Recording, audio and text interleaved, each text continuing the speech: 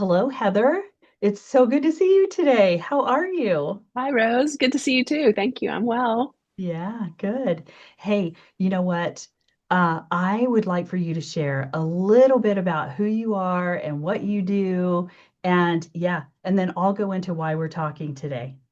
Awesome. Yes. Well, my name's Heather. I'm lead architect, freedom architect at Untethered Life, and I'm also an artist, and all that, comes together. That what my highest goal and outcome is in life is to create space for people to feel the presence of God more um, keenly. And that happens for me, in my perspective, through a deeper connection and knowing of ourselves Mm, and knowing what we're here for and recognizing how we can create that, maybe where we're giving our power away and how we can get it back and create what we choose.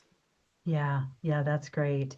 And I've had some plenty of experience with you in our conversation being realigned. So even now in this conversation, Heather, if I say something that you want to help realign or reframe what I'm trying to say, by all means, stop me and go, hey, let me give the audience an example. I love it. Yes. Yes, by all means, I'm willing to do that, Okay. and allow you to do that to me. So, Heather, I'm so excited to hear more from you because I love talking to you. I mean, the times when we've talked, there's always been some sort of a shift. So, tell us more about what you do and, yeah, what we can expect. Oh, awesome. Yes. Well, for this particular thing that we're going to do together, we're going to have a focus on what's called conscious language. And I like to call conscious language the pure language of our heart. And I believe it's in Hosea, maybe it's Zephaniah. I apologize, but one of those, either of those books says that I will return to you pure speech. Hmm. And up until then, and up until now, most of us have been speaking babble. Now, if you know anything about computer language or computer coding, if you want a program to run, if you have a program that you're writing and you don't have the syntax correct, you're not going to get the outcome that Hmm. you're desiring. So good. And so, oftentimes, as we're speaking and saying things, we're actually speaking code. We're coding our lives with syntax. And if that syntax isn't according to what we're actually choosing, we're going to get a result that's not what we desire. And we don't know it because we're so unconscious in how we speak. Yeah. And so, what I love about conscious language and about what I bring and what um, uh, what's been imparted to me through my mentor, Robert Tennyson Stevens, is an activation for you to awaken to the power of your words and to your new choice. Yeah, that's great. I love that because it is something that I feel like, look, I stopped myself because I felt like the rest of my sentence, you were going to say, hold on, Rose, let me read, which I love it when you do that. I am totally open to it. I'm But listening to see. Yeah. I mean, yeah, there were some things I could say, but keep going. We'll right, find the. right. Yes. Well, I'm very excited about us doing this, selfishly for my own self, but I know that there's going to be plenty of other people that are going to be able to, connect in and they're going to have an awakening to what you just said and how you process, through this with us. And so, yeah, so what I was going to say was, because I feel like I struggle with, I'm going to pause you. I already got it. yeah. No, so usually, like when we're talking like this, and if someone's like just sharing, the code comes out, and the code especially comes out when our bodies recognize that there's someone present who can give us the upgrade. Oh, So I I'll love just that. because our like God in us is actively giving us opportunities to realign with truth. Yeah. And our bodies, like we're created for that. Hmm.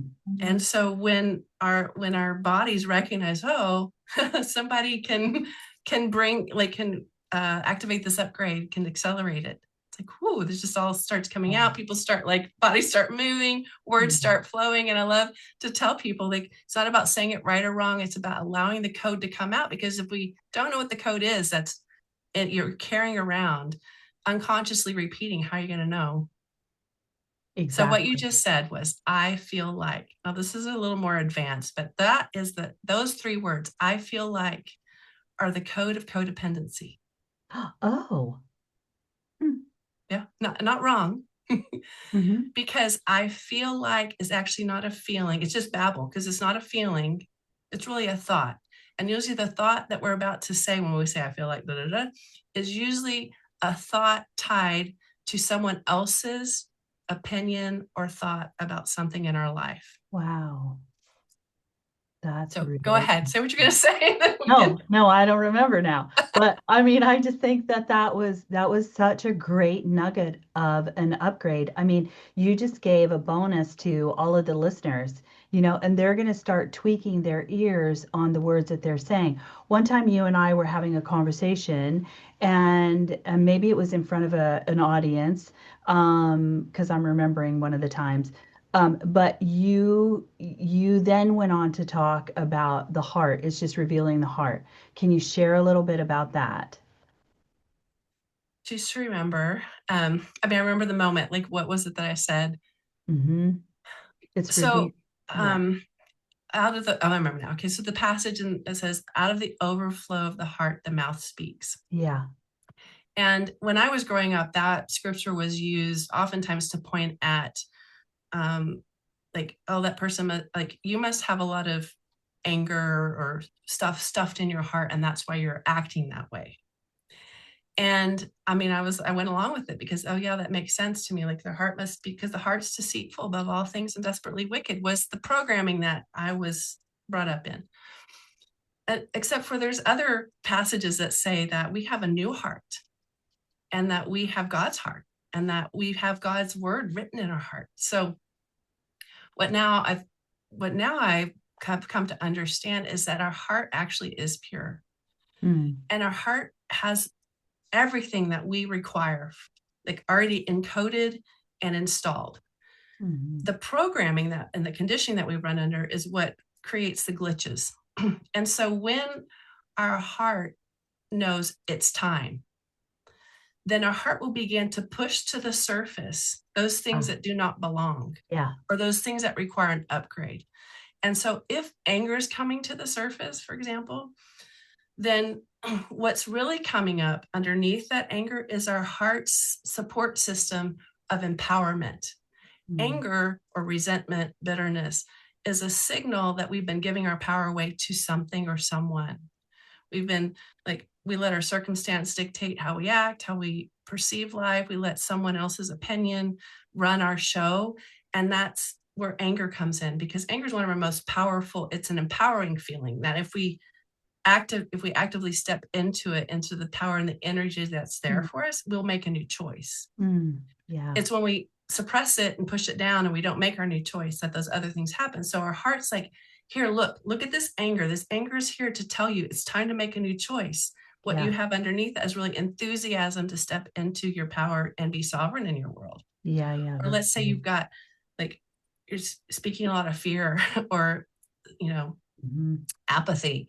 Like, those are just that the parts pushing it to the surface so that you can consciously look at it and go, oh, wow, what's actually underneath that, what's Yeah. coming up to support you, is what we'll say the flip side of the coin. So, like, if you feel a lot of fear and fear is coming up, the other side of that, when you touch fear with your love and you allow fear to receive comfort and reassurance, what comes forth is actually courage and faith. Oh, that's great. That is so good. Now, I would also add to that or take that and say, but when you now have an opportunity to choose, you're recognizing that you get a choice or you should be making a choice. You can either spin it to life or you can spin it to death. Yeah, I Life mean, and yes, death. and You most of choose. us have been wrestling between the two and Yeah, opting I mean, up until now, let's say, I mean, I cancel right. clear all of this in advance, but my experience has been up until now. Um, let me say it this way. The illusion is strong. No, the illusion is not strong. The illusion is loud. Yeah. The Yeah. pattern is loud.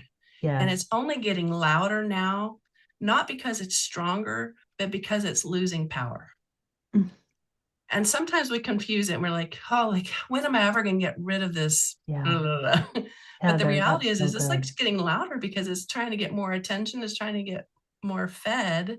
And Wow. you're right, we can choose to make a new choice, and that new choice can step us into life, Yeah. or we can choose to Numb just it. fall back into the feeling, to the Yes, numbing, or to the pattern, and just do the absolutely. same old, the same old results. Yes. Yeah, that is so good. So good.